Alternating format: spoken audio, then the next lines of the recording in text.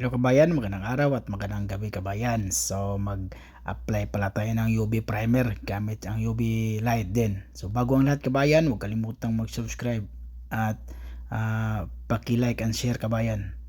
Yan kabayan, paano mag-apply? So ganyan lang kabayan, pitik-pitik lang din siya. Hindi katulad naman sa original primer. So mas madaling gamitin to siya pag gagamit tayo ng UV primer. Pero hindi ito pwede sa malakihan na trabaho. So maliit lang, yung mga spot lang, yan katulad yan, bumper. So mayroon tayong, yung ginagawa ko ngayon, bumper ng OD saka fender ng OD, yun ang ni-repair natin. Tapos tayo nag-repair, tayo din ang preparasyon para pinturahan. So hindi na tayo nagpipintura kabayan, bali primer lang tayo, preparasyon. So ang paggamit naman ng UV primer, tirahin mo ng UV primer, isa, dalawa, tatlo, mga tatlong, sa tingin mo tatlong spray lang, tapos gamitan mo ng UV light ng 3 minutes.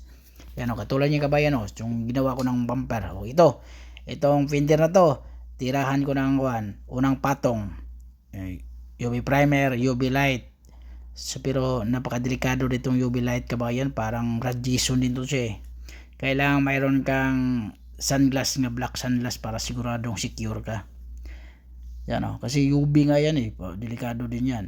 Yan o, so 3 minutes siya kabayan, tapos matuyo agad yan. Kasi pag maklimutan mo UV light kabayan, ang tendency niya kabayan, pagkatapos ng pinturahan, o kaya hilaw yung pagpa UV light mo, pagkatapos pinturahan, matanggal yung pintura. So yun ang posibilidad na mangyari. Yan o, tapos 2 patong tayo, kasi mayroon pang pangit, 2 patong. So mas maganda kasi yung patungan mo, hindi yung dami mo ng spray tapos saka ka na mag UV light. So nasa process din siya kabayan. Okay? Kabayan, huwag kalimutan mo subscribe kabayan ha. Yan o. Tapos gamit UV light na naman sa pangalawang patong. So normal kabayan, 2 patong lang tayo, tapos UV light, tapos patong ulit UV light.